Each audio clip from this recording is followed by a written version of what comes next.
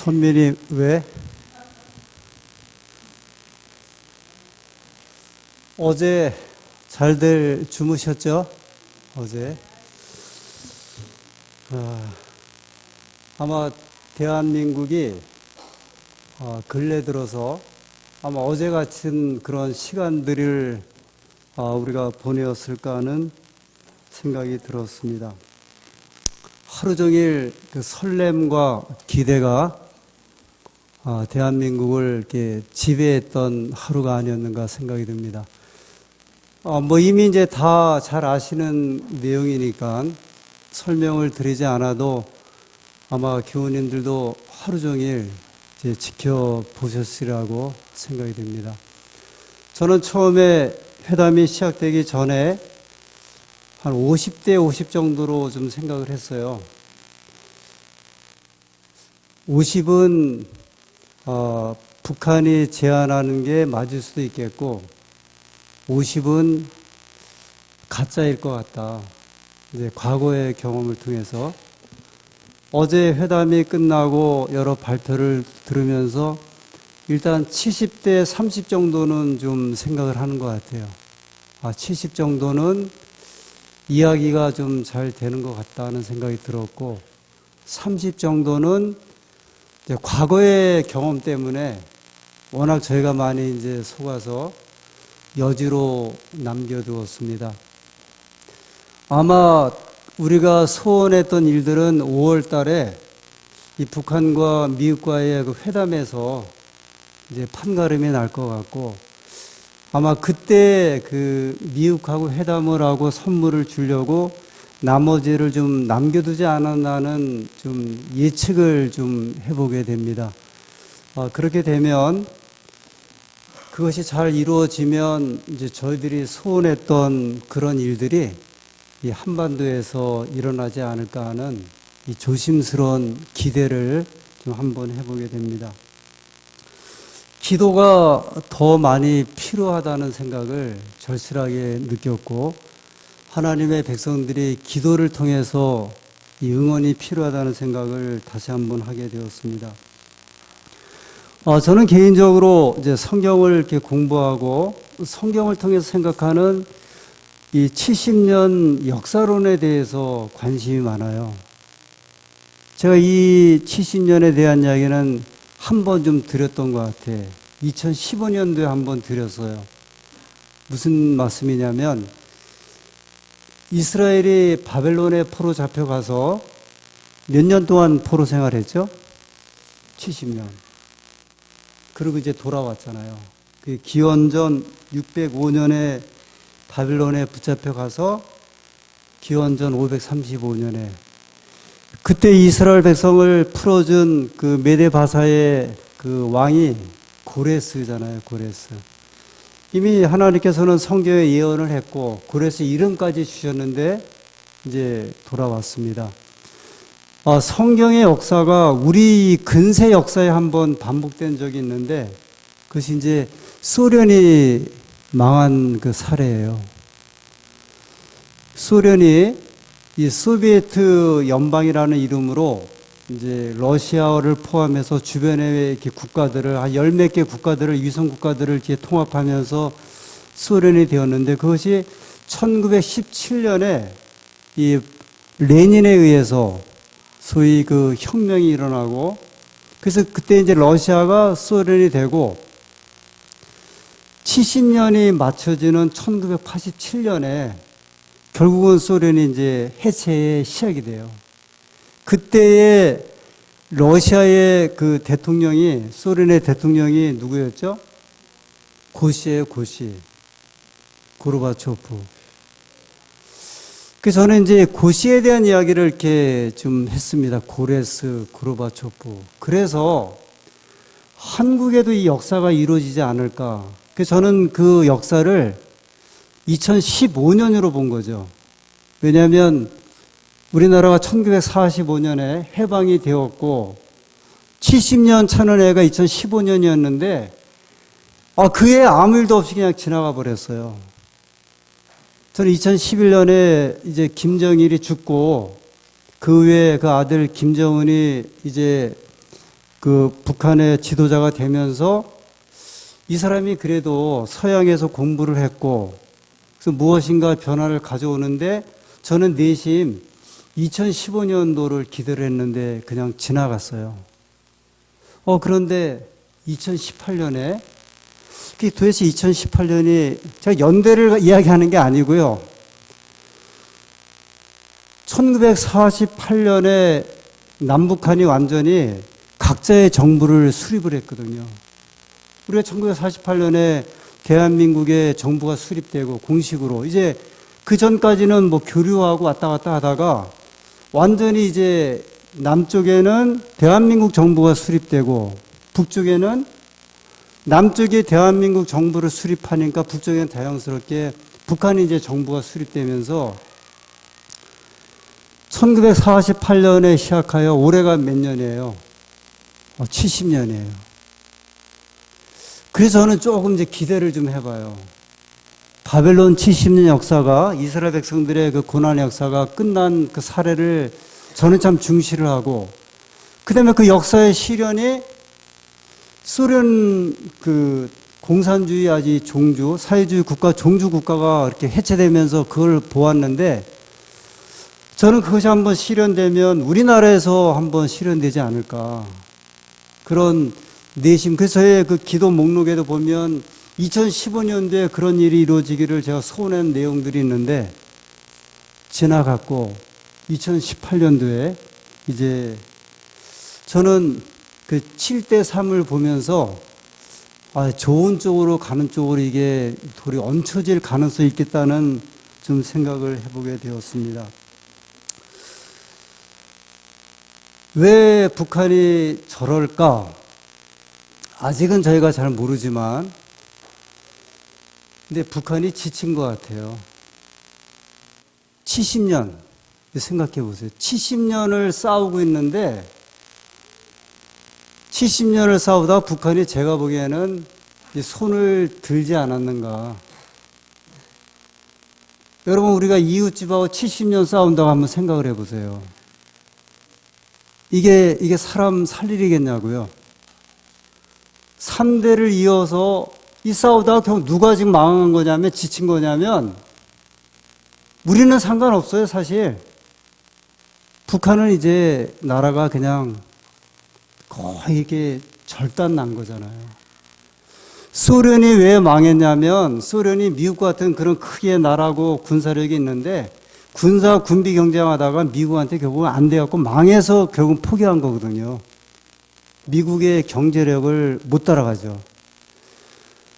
북한이 한국하고 70년 동안 겨루었는데 80년대 초까지는 한국보다 좀 나았대요. 여러 경제적인 지표나 이런 게 나왔는데 80년대 이후부터는 이제 지금은 한국과 북한의 그 경제력 차이가 40대 1이에요.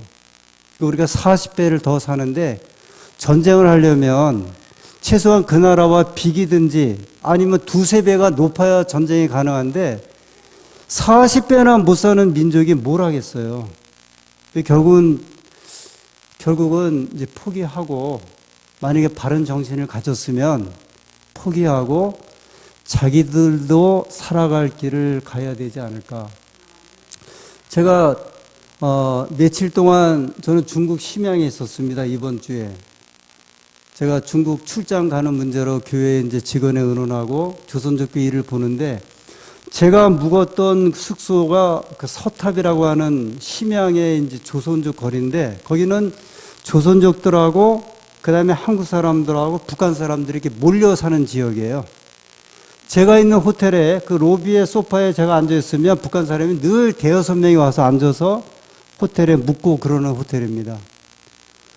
여전히 이제 남루하고 그래도 북한에서 이렇게 중국에 와서 활동하는 사람들은 그래도 인정받는 사람들인데 여전히 이제 옷차림 여러 가지 모습들이 남루하고 사실은 거지예요.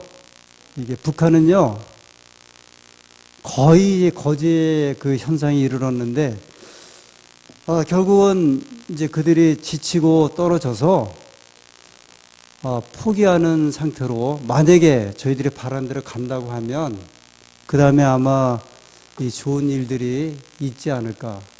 만약에 그렇지 않고 지난 한 20여 년 동안에 소위 그 대남 전술, 이런 사회주의식 어떤 전술로 다시 한번 이렇게 한다고 하면 아마 북한은 더 이상 헤어나오지 않을 것 같은데, 일단 지금의 상황 보아서는 이 좋은 쪽으로 이 걸음을 걸쳐놓지 않았는가 하는 생각을 하게 되었습니다. 이 남녀 간의 연애를 로맨스라고 하죠. 남자들끼리의 연애를 브로맨스라고 이야기를 한대요. 브로맨스는 브라더, 형제, 맨스를 연결해 갖고 이 남자들 간의 연애인데, 어제 그 남한의 우리 문재인 대통령하고 북한의 그 김정은 위원장하고 어제 그 소위 브로맨스를 좀 많이 하더라고요. 손도 잡고 산책을 하고 앉아서 이렇게 대화도 나누고, 하나의 그냥 좋은 그림이 아니라 정말 이 민족에게 주는, 우리가 이제 성경의 역사를 이렇게 이해해 보면 하나님께서 2000년 전에 초기 교회에 예루살렘에 예수님의 교회를 시작하게 하셨고, 오늘날 이것이 우리 교회가 되었는데, 기독교 교회가, 한국은 제2의 예루살렘이잖아요. 이제 제1의 예루살렘은 2000년 전에 저 이스라엘 땅에 있었고, 지금 이제 한국을 앓게서 세계에서 미국 다음으로 가장 많은 이제 선교사를 외국에 보내고, 그 다음에 가장 그래도 기독교 인구가 성행하면서 이 민족이 이제 나가고 있는데, 하나님께서 허락하시면 이제 또 한 번의 이제 기회를 주실 것이고, 또 이 민족이, 저희가 남한이 한 5천만 명이죠. 한 5,500. 북한이 한 2,500대거든요. 그 인구가 8천만 명인데, 인구 8천만 명이라는 게 이게 작은 것도 아니고, 한국이 사실 세계 지도에 보면 굉장히 작아요. 중국이 이렇게 붙어 있는 요만한 나라인데, 영국이 땅덩어리 크기가 우리랑 똑같아요. 인구가 영국이 8천만 명이에요. 그러면 영국을 작은 나라라고 세계 사람들이 이야기를 안 하거든요. 한국의 무역 규모가 세계 10위예요.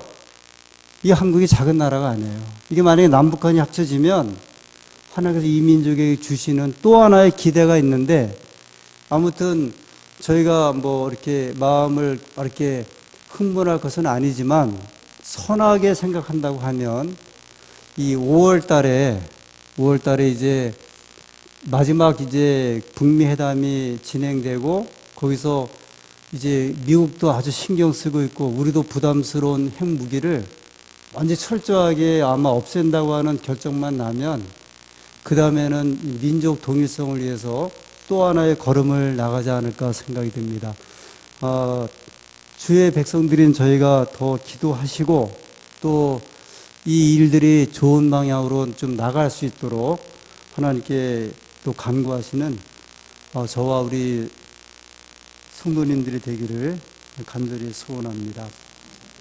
오늘 이제 이런 약간의 이제 기조가 제가 말씀 속에 이제 포함이 되면서, 이 전도회를 앞두고 9번째 드리는 말씀인데, 우리를 기다리는 사람들, 사도행전 10장에 있는 말씀을 통해서 함께 은혜를 나누겠습니다. 사도행전 10장 1절부터의 말씀입니다. 사도행전 10장 1절부터 제가 읽겠습니다. 가이사랴에 고넬료라 하는 사람이 있으니 이탈리아 데라 하는 군대의 백부장이라.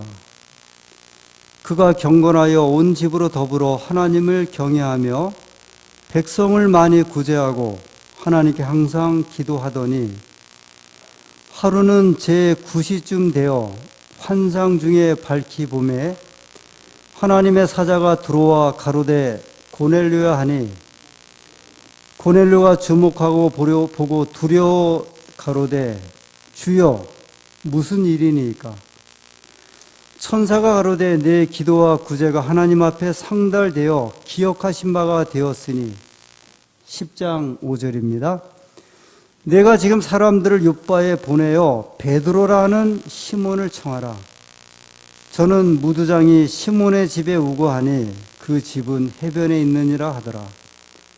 마침 말하던 천사가 떠나매 고넬료가 집안 하인 둘과 종졸 가운데 경건한 사람 하나를 불러 이 일을 다하고 요바로 보내니라. 또 9절부터 또 몇 절 보겠습니다. 10장 9절입니다. 이튿날 저희가 행하여 성에 가까이 갔을 그때에 베드로가 기도하려고 지붕에 올라가니 시간은 제6시더라. 시장하여 먹고자 하매 사람이 준비할 때에 비몽사몽간에 하늘이 열리며 한 그릇이 내려오는 것을 보니 큰 보자기 같고 내 귀를 메어 땅에 들이었더라. 그 안에는 땅에 있는 각색 4발 가진 짐승과 기는 것과 공중에 나는 것들이 있는데 또 소리가 있으되 베드로야 일어나 잡아 먹으라 하거늘. 14절 베드로가 가로되 주여 그럴 수 없나이다. 속되고 깨끗지 아니한 물건을 내가 언제든지 먹지 아니하였나이다 한데. 15절 또 두 번째 소리 있으되 하나님께서 깨끗게 하신 것을 내가 속되다 하지 말라 하더라. 이런 일이 3번 있은 후 그 그릇이 곧 하늘로 올려가니라. 네, 두 사람이 사도행전 10장에 나옵니다. 첫 번째 사람의 이름은 누구였죠? 고넬료. 고넬료가 누굽니까? 여기 말씀에 보면 이탈리아 군대의 백부장으로 소개를 합니다. 또 한 사람은 누구죠? 베드로. 10장 9절부터 나오는 베드로. 베드로는 누구죠? 예수님의 12제자 가운데 한 제자 베드로. 이제 두 남자죠. 두 남자. 베드로는 이제 하나님의 종이었고 또 유대인이었고 이제 그리스도인이 되었죠. 고넬료는 이방인 백부장이라는 것을 보아서 이방인 군대의 이제 백부장이니까 아마 우리나라 군대로 말하면 중대장급 정도 되는 이제 인물이었고 이 사람은 유대인이 아니라 어디 사람이겠어요? 로마 사람이었습니다. 이방인이었습니다. 근데 이 말씀에 보면 참 신기한 일이 벌어지는데 이 이방인 고넬료가 이탈리아 군대의 백부장이 그가 하나님께 항상 기도를 한대요. 이방 군대의 백부장인데, 근데 여러분 성경에 보면 이 신약 그 사복음서에 보면 백부장이 몇 명 등장하는데 이 백부장들이 대단히 호의적인 사람으로 이렇게 나와요. 하루는 백부장의 하인이 병들어갖고 그 병든 하인은 분명히 아마 유대인 같은데 이방인 로마 사람이 자기 그 종 유대인이 병드니까 사람을 보내갖고 누구를 모셔오게 합니까? 예수님을 모셔와서 병을 고치는 로마의 선한 백부장도 있었고 그 다음에 예수님께 십자가에 달려 돌아가실 때 그 백부장이 로마의 백부장이 그가 고백하잖아요. 이 사람은 정녕 하나님의 아들이었다 하고. 그래서 성경에 소개되는 이제 이 이방인들 로마인 백부장들은 참 선한 사람인데 여기에 보면 그 절정인 것 같아요. 고넬료가 그가 항상 기도하는데 이날 그 기도 시간이 여기 성경에 보면 제9시 늘 이제 성경에 나오는 시간에다가는 6을 갖다 더해야 돼요. 이게 로마 시간이라 그래서 여기 9시에다가 여기 6을 더하면 오후 3시예요. 그런데 이제 오후 3시에 지금 누가 기도를 하냐면 고넬료가 기도를 하는데 이 오후 3시의 기도 시간은 이 유대인들에게 어떤 시간이냐면 저녁 기도 시간이에요. 유대인들이 성소에서 하루 3번씩 이제 제사를 지내잖아요. 아침 제사, 그 다음에 점심, 저녁 제사인데, 저녁 제사 시간에, 그러니까 그 고넬료는 그 유대의 하나님을 믿었었고, 그 다음에 아주 진실했던 사람임에 틀림이 없어요. 그래서 그가 이제 기도하는데 환상 중에 하나님의 종이 나타나셔서 저 요바에 하나님의 종 베드로가 있으니 사람을 보내서 초청하라 그렇게 이야기를 합니다.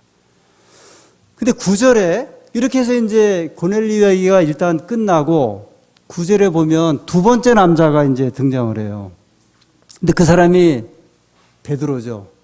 근데 베드로가 9절에 등장할 때 베드로가 어떤 모습으로 등장하냐면 그 지붕 위로 올라가는데 뭐하러 올라가요?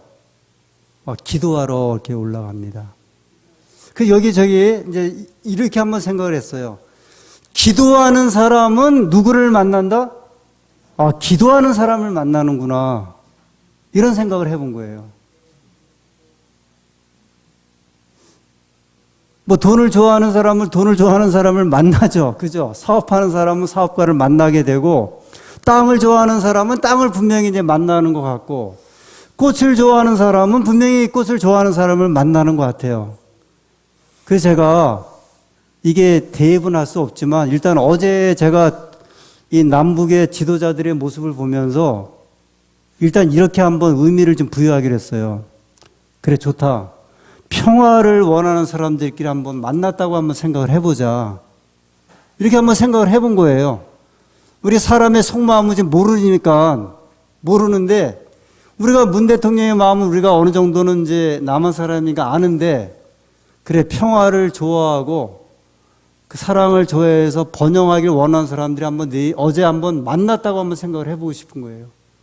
그런데 여기 고넬료가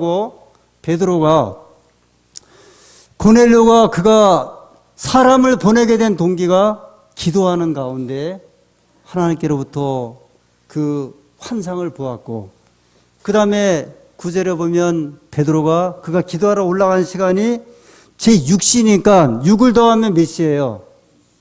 12시예요. 낮 12시예요. 이게 6시가 아침 6시인데 여기다 6을 더해서 낮 12시에 그러니까 정오 기도하러 이제 올라간 거예요. 그러니까 그 유대인들의 그 신앙 속에는 하루에 3번을 기도한다고 하는 것이 이제 신앙의 어떤 좌표 같아. 그래서 고넬료는 오후 3시에 유대인들의 저녁 제사 시간에 기도했던 것처럼 베드로는 정오 기도하러 올라갔는데, 그 이스라엘 땅의 그 집에 이제 위에 지붕이 옛날에 우리나라 지금도 있는 연립주택 같은 데 보면 위에가 다 이렇게 어떻게 돼 있어요? 시골집들도 그렇고 다 이렇게 평평하잖아요. 되게 다 평평하죠. 이제 이렇게 된 집들이 있지만 되게 평평하죠. 그런 슬라브 집들이 있는데 유대 집들이 대부분 다 이렇게 지붕이 이렇게 넓게 돼 있어요. 그러니까 지금 베드로는 그 옥상에 올라가서 기도하러 이제 올라간 거죠. 근데 베드로가 기도하러 올라간 이유가 뭐냐면, 베드로가 지금 어디에 와 있냐면 요바라는 데 와 있거든요. 요바라고 하는 곳에 와 있는데, 베드로는 원래 어디서 이제 활동했던 사람이었냐면 사도행전 2장의 오순절에 성령을 받고 예루살렘에서 이제 그가 전도했던 사람이었죠. 그래서 하루에 몇 명씩 이제 회개를 해요? 3,000명씩 막 이렇게 회개를 할 때, 그래서 그가 이제 막 기배를 전하면서 낮술에 취했다고 그런 이제 오해도 받으면서 기배를 전하다가 사도행전 7장에 보면 스데반이 돌에 맞아 순교하고, 8장부터는 예루살렘에 살던 그리스도인들이 이제 핍박을 피해서 나가죠. 그래서 베드로도 그가 이제 이 기별을 가지고 예루살렘에 있을 수 없기 때문에 너희가 성령을 받으면 예루살렘과 유대와 사마리아 지방에 복음을 전하라고 하는 사도행전 1장의 말씀에 예수님의 명령에 근거해서 그가 예루살렘을 떠나 유대를 떠나 지금 어디 쪽에 오게 되었냐면 사마리아 지역, 이방인 지역으로 이제 그가 오면서 이 복음을 전하고 있을 때에 그가 머물렀던 곳이 어디냐면 요바라고 하는 곳이었어요. 결국은 베드로가 그가 기도하러 올라갔는데 이제 환상을 보잖아요. 환상을 보는데 하늘에서 보자기가 하나 이렇게 큰 보자기가 내려오고 그 안에 보니까 부정한 짐승들이 레위기서 11장에 이야기하고 있는 이제 쪽발이 아닌 그런 짐승들, 뭐 돼지가 그 안에 이제 이렇게 실려 있었고 아마 돼지 고기가 실려 있던 것 같아요. 돼지, 뭐 개, 뭐 말 이런 것들. 그 다음에 새로 말하면 독수리, 뭐 까마귀 이런 이제 새들이 담겨져 있었던 것 같아요. 그 도대체 이게 뭘까? 아니 느닷없이 보자기에 쌓여서 하늘에서 이렇게 베드로가 기도하는데 환상을 봤는데 내려오고 있고 그 소리가 들리는데 뭐라고 이야기를 해요? 베드로야 이것을 이제 먹어라 이렇게 이야기하지 않습니까? 그래서 지금도 개신교인들은 이거 가지고서 음식이 폐했다는 말을 이걸 가지고 이야기를 해요. 그 베드로가 하나님 저는 이렇게 부정한 음식을 먹질 않았습니다. 유대인들은 먹지를 않으니까요. 그랬더니 내가 깨끗하다고 하는데 내가 왜 먹지 않는다고 하느냐? 먹어라. 제가 안 먹겠습니다. 몇 번씩이나 그런 거예요. 3번씩이나요.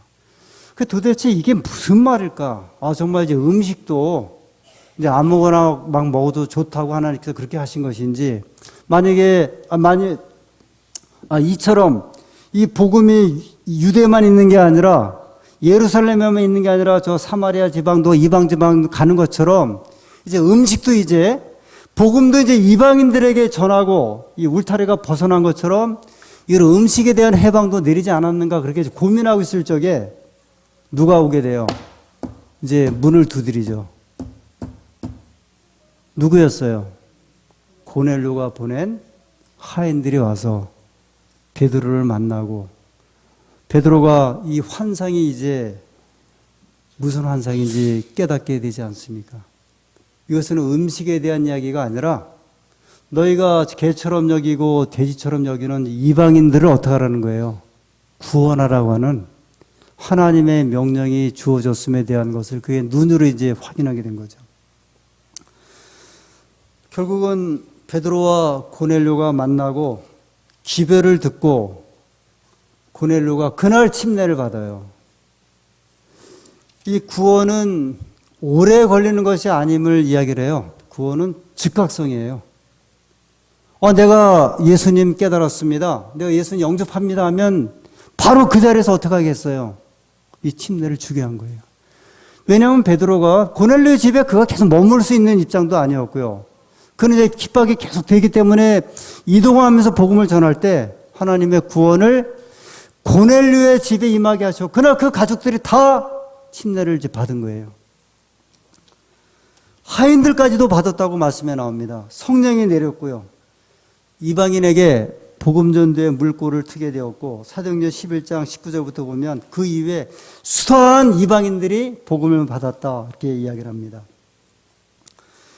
사도행전의 이 사도행전 10장에 대한 이 말씀을 이제 소개하면서 사도행전 98페이지에 이렇게 말씀을 하셨습니다. 우리가 사는 세상에는 우리가 생각하는 것보다 하나님의 나라에 더욱 가까운 사람들이 많이 있다 그랬어요. 이런 이야기죠. 저분은 안 돼. 저분은 하는 일도 바쁘고 복잡하고 그래서 예수님 믿기가 지금은 좀 아닌 것 같다. 저 사람은 너무 사람이 좀 세갖고 신앙 받아들이기 어려울 것 같아. 되게 이제 저희는 좀 많이 가르쳐. 저 사람은 워낙 이제 술을 많이 먹고 그래서 도대체 힘들 것 같아. 근데 개신교인들은요, 전도하는데 거의 구분이 없어요. 제가 장원에서 인턴 전도사 할 때 순복음교회에서 저에게로 오신 여집사님이 계신데 이 집사님 오시니까 불이 붙었어요. 그래갖고 전사님 저하고 어느 집에 갑시다 하고 갔는데 그 집이 어느 집이면 술집이었어요. 자기 아는 여동생이 하는 술집이라고. 저는 이제 이거 아니 도대체 술집에 가서 근데 이게 들어가 보니까 주막집이에요. 주막집. 이제 아주머니 한 분이 음식점을 하는데 술 파는 음식점을 하면서 있는데 저한테 전도하라고 이제 데려간 거예요. 저는 술집 전도하라는 이야기는 저거 전에 못 들었거든요. 되게 우리는 그렇게 안 하잖아요. 야, 그래서 이거 어떻게 해야 되나. 근데 이야기가 시작됐는데 이분이 한 40대 초반 되는 아주머니인데 이야기를 굉장히 잘 들어요. 근데 여러분, 한 달 지났는데요. 이분이 교회를 왔어요. 제가 깜짝 놀래갖고 어떻게 된 거냐 했더니 그 술집을, 이제 주막집을 그만두고 이 양말 공장을 다닌다고 하면서 안식일에 교회로 오신 거예요. 생각보다는, 우리가 가지고 있는 생각보다는 훨씬 하나님께서 하시는 일은 다른 것 같고, 그 다음에 여기 사도행전도 말씀하신 대로 우리가 생각하는 것보다도 하나님 나라에 더 가까운 사람들이 많이 있다. 사도행전 109페이지에도 보면 세계 도처에서 남녀들은 하늘을 동경하면서 바라보고 있다. 빛과 은혜와 성령을 갈구하는 많은 영혼들의 기도와 눈물과 탄원이 하늘로 올라가고 있다. 많은 사람들은 다만 거두어들임을 받기를 기다리면서 하늘나라 경계선에 있다. 저는 이 마지막 말씀, 많은 사람들이 하나님의 백성들로부터 거두어 드리기를 기다리면서 어디에 서 있냐면 하늘나라 경계선에 서 있대요. 하늘나라 경계선이면 다 됐는데, 왔는데 터치해 주는 사람이 없어갖고, 이게 만나고 접촉하고 함께하는 사람들이 없어갖고 그냥 그 상태에 서 있는 그 모습을 이제 말을 하고 있는 거예요. 이게 참 공개적으로 말씀드리긴 죄송한데, 우리 김 선생님 네 분, 따님도 여기 앉았어요. 여기 같이 앉으셨는데, 저는 이제 죄송합니다. 제가 양해를 안 구하고 그렇게 말씀을 드려서, 한 2달 전부터 저녁 예배를 저희 교회를 나오시고 제가 이렇게 말씀을 듣고 나누면서 2년 전에 그 김한숙 성도 집사하고 그 염기론 성도를 생각한 거예요. 2년 전 2016년도에 저희 교회에서 예언전도 하기 거의 한 2달 전에 그분들이 교회를 나오셨잖아요. 그리고 안식일에 이렇게 전도회 앞두고 간증 경험했던 그 생각 나죠? 그 생각이 이제 번뜩 나는 거예요. 저분들은 우리가 전도하신 분들이 아니에요. 스스로 성경을 찾아서 안식일을 깨닫고 그 다음에 신앙생활 하다가 이제 교회로 오시게 된 거죠. 저도 이게 어떻게 이게 우연이라고 하기에는, 저희도 올해 5월 달에 전도를 앞두고 있는데 하나님께서 저에게 자꾸 동기부여를 유발을 시키시는 것 같아요. 제가 이런 경우는 참 드물어요. 제가 한 교회에서 한쪽에서 신앙하시던 분들이 진리를 받아서, 그런데 이제 전에 그 김한숙 집사님하고 이렇게 이야기를 할 때 보면 그분들도 예언의 신을 엄청 좋아하셨거든요. 지금 저희가 예언의 신을 생각하는, 보고서 생각하는 그하고, 제가 이제 김 선생님하고도 말씀을 나누면서 마치 보물을 찾은 것처럼 이렇게 감동을 하시더라고요. 그래서 제가 느낀 게 우리 기별이 경쟁력이 있다. 분명히 이 기별은 경쟁력이 있는 기별이다. 그래서 이제 이렇게 걸음까지 하시게 된 거잖아요. 하나님께서 저희 교회에게 아주 전에 없는 이 복을 주셨다고 확신합니다. 여러분도 그렇게 생각하십니까? 제가 한 달 전에 그 대동서적을 이렇게 가서 이제 책을 쭉 보는데 인물 코너에 이 책이 하나 딱 있는 거예요. 저는 이 책이 이게 뭐냐면 미국의 선지자 엘렌 하문 화이트라고 하는 제목으로 화이트분에 대한 책이 인물 평전 코너의 제일 가운데 이렇게 뉘어져, 이렇게 꽂혀 있는 게 아니고요. 이렇게 뉘어져 갖고 단독으로 소개했더라고요. 제가 깜짝 놀랐어요. 이게 이런 책이 도대체 어디서 나왔는가. 제가 이렇게 보니까 일반 출판사에서 나왔고 삼육대학교 신학교의 두 교수님이 이제 번역을 했는데, 이게 어떤 책이냐면 미국의 우리 재림교회 역사학자들하고 일반 역사학자들이 엘렌 G 화이트에 대해서 평전을 한 거예요. 근데 이 책이 왜 중요하냐면 이 책이 원래 이제 영어로 나왔는데 영국에 있는 옥스퍼드 대학교 출판사에서 나온 거예요. 이게 이제 우리 교회 시조에서 나온 게 아니고요. 영국에 있는 옥스퍼드 대학교 출판사라고 하는 이야기는 옥스퍼드 대학교 출판사가 그러면 이 책에서 발행되는 책은 일단은 권위가 있다는 거예요. 의미가 이제 거기에 있어요. 그러니까 이제 영국에 있는 출판소에서 또는 이 책을 출간하게 될 때 엘렌 G 화이트 그 선자가 어떤 선자인지에 대해서 이 사람들이 이 객관적으로 다루는 책이에요. 제가 이게 좀 비싸긴 하지만 야 이거 정말 보물 같은 책이다 해서 사고 들어와서 내용을 한번 이렇게 쭉 이렇게 검토를 해봤는데 저희 교회 가지고 있는 예언의 신 선물에 대한 의미가 무엇인지를 정말 다양한 각도에서 비평적인 내용도 있어요.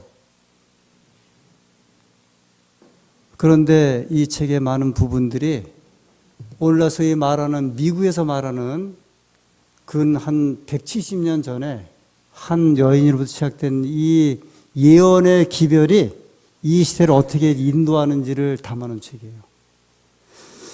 제가 지난번에 재림연수원 갔더니 이 물병을 하나 주더라고요.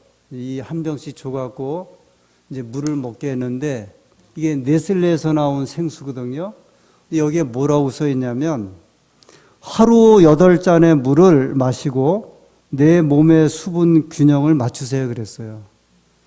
하루 8잔의 물을 마시라는 이야기는 누가 하고 있는 이야기예요? 저희가 오랫동안 건강기별하면서 하루에 8잔씩의 물을 마시면 여기도 보면 8잔에 1.5리터인데 우리 몸의 피부가 깨끗해지고 이게 다 꼭 우리 교회에서 전하는 것을 전하는 것 같아요. 우리 기별에 건강 기별에 경쟁력이 있다는 것을 여기를 통해서 이제 보게 되는 거예요. 2015년도 2월 22일자 이 오늘의 기독교라고 하는 크리스천 투데이라고 하는 미국에서 발행되는 기독교 잡지에 세계 5대 교단을 기독교 교단을 소개했어요. 근데 첫 번째 교단이 장로교회가 왔죠. 천주교예요. 전 세계 기독교 교인 수가 가장 많은 이건 사실 인구가 많아요. 10억 대요. 천주교. 두 번째가 동방정교회, 러시아에 있는 이게 다 천주교에서 나오는 이제 교회죠. 또 하나가 세 번째 교단 영국 성공회예요. 근데 이 세 가지 천주교, 그 다음에 동방정교회, 그 다음에 성공회는 다 국교입니다. 국교. 나라의 종교예요.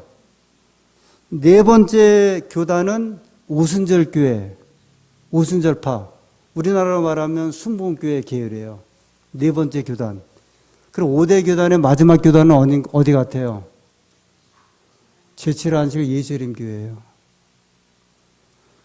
우리가 생각할 때 이게 무슨 말인가 할까? 그죠? 우리나라에 이제 뭐 20만인가 우리가 이야기를 하고 장로교회가 사실 장로교회가 세계적으로 사실 일반 기독교에서는 장로교회는 없는 교회예요, 사실.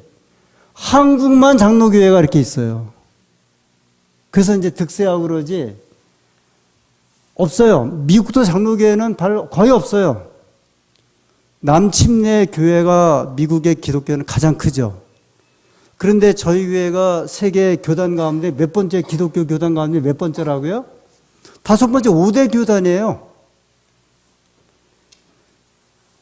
우리 교회의 기별은 경쟁력이 있어요. 우리 교회의 기별은 하나님의 기별은 백성들에게 전하기에 넉넉한 기별이에요. 여기 제가 이제 시간을 좀 마무리하면서 사람이 온다는 것이 무엇일까? 우리가 사람을 붙잡고 인도하고 또는 교회에 사람이 온다는 것이 무엇일까?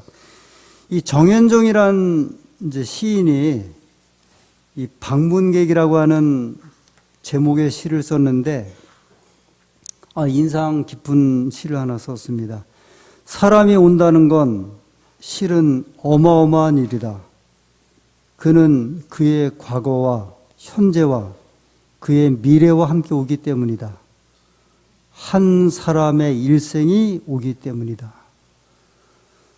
저는 여러분 우리가 이 교회에 이 말씀을 이제 사모하고 하나님께 구원의 길에 걷고자 하는 백성들이 온다고 하는 것은 한 사람의 일생이 오는 거예요. 이게 그냥 오는 게 아니에요. 그냥 쉽게 생각하시면 안 된다는 이야기예요, 우리 교우님들은요. 여기 한번 교회를 추석한다는 이야기는요, 시인은 시인대로 표현했지만 일생이 온다는 이야기는 영원한 삶이 온다는 거거든요. 영생이 온다는 이야기 아니에요. 교회에 우리 형제들이 한 달씩 교회를 나오지 않아도 그게 오는지 안 오는지를 모른다고 하면 이것은 우리가 그들에 대한 신뢰라고 생각이 들어요. 저희 교회가 많아야 안식일에 100명 정도 남짓 와요. 100명 정도거든요. 많지도 않은 교회잖아요. 100명.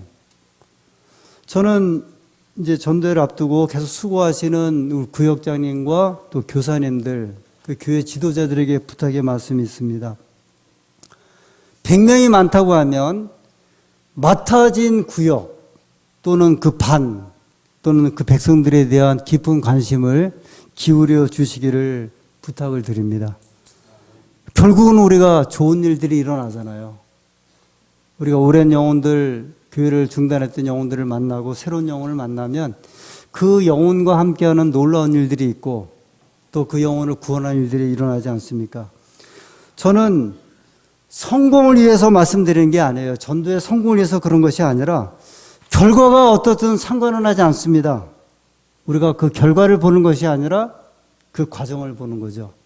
디모데서에 말씀하기를 너희가 띠를 얻든지 못 얻든지 말씀을 전파하라. 우리는 어제 두 남자의 소중한 만남을 보았습니다. 그거 참 아주 도대체 징그럽기도 하고 뭐가 이렇게 아는 척이 많은지 그 30분 동안 밀담을 나누고 뭐 여러 가지 이야기들을 좀 추측들을 많이 하는데 저는 그렇게 생각을 했어요. 좋다. 어쨌든 간절히 원했던 사람들이 만난 것이다. 저는 이번 또 전도회에 우리가 간절히 원했던 사람들을 만나기 소원합니다. 기도하시고 하나님께 또 간구하심을 통해서 역사가 이루어지게 되기를 간절히 소원합니다.